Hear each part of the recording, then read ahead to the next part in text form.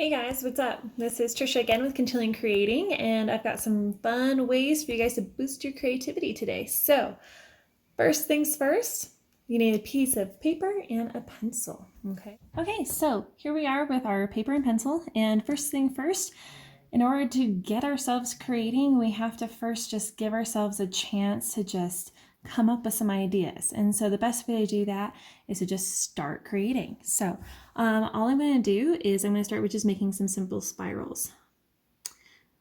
I'm not going to actually try to create anything at this time. Spirals will just help you to just let yourself relax for a moment until something comes to you, like, oh, maybe this reminds me of a rose. So maybe I'll start turning this into rose petals.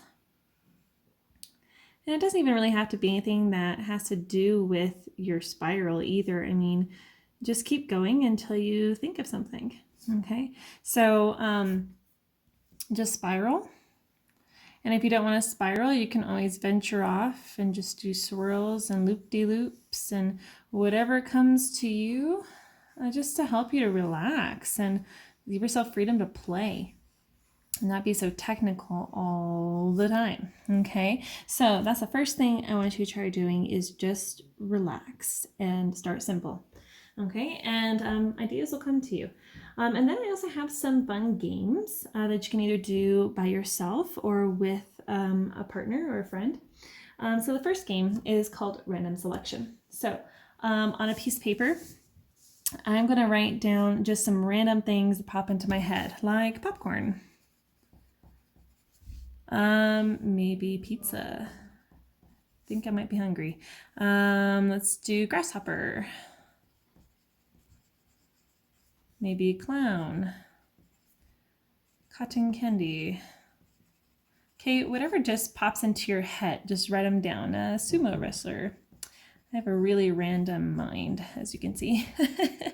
And then once you have all these ideas, tear them up, put them in a cup or a bag of some sort, and then I want you to just pick like 2 or 3 things and try to make a drawing out of those. So I'm gonna pick, let's see.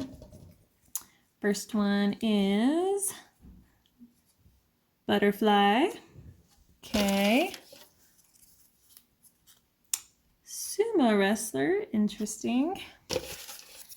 And climbing, ooh, my favorite. Okay, so I can put those in any way, shape, or form that I want to on my paper.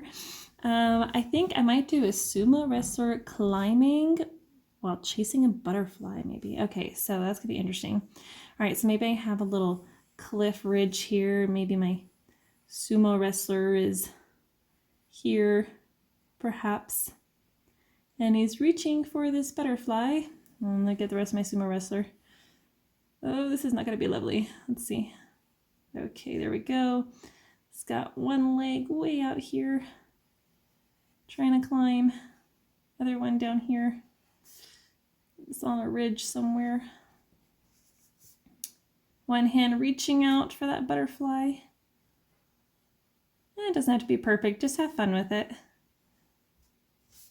And I have my little butterfly. Oh, he's climbing, so this is gonna come out kind of strange, but that's okay. Just it's meant for you to just have fun and just explore. So yeah, see, and already, I mean, that's a cute little idea right there. I love it. So yeah, have fun with that game.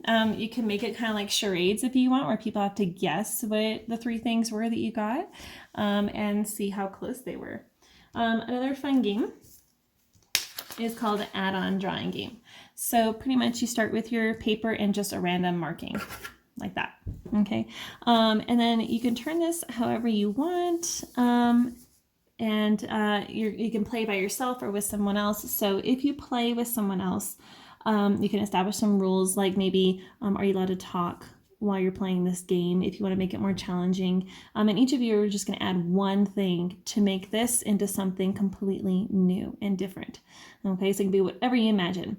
I like to play the no talking game because, you know, one person might be thinking one thing, like maybe, oh, maybe I see a rubber ducky. And I can make this really like huge, like in a duck kind of form, and maybe I'll make the beak layer. But maybe someone else saw something completely different. Maybe they think it's a boat now, and now they're going to change it up on you. Okay, maybe they start making these holes in it, and you're like, what the heck? I saw a duck, and now you're putting holes in my duck. Okay, but you can still continue with what you were doing. And, and be like, what? To them, like, okay, that no longer looks like a ship. And maybe they'll go with what you're planning, but maybe not. Maybe they'll decide to add some extra sails or something else in there, maybe a little wheel over here. And then you guys just eventually have to realize that something needs to change in this picture. Or just come up with an interesting creation, like a rubber ducky boat. So anyway, that's a fun thing. And like I said, you just add one thing at a time until you come up with something new and different. So very creative there. Other things that you can do is you can challenge yourself by drawing with like your opposite hand, okay, something, and see how that works for you, if that's hard or not.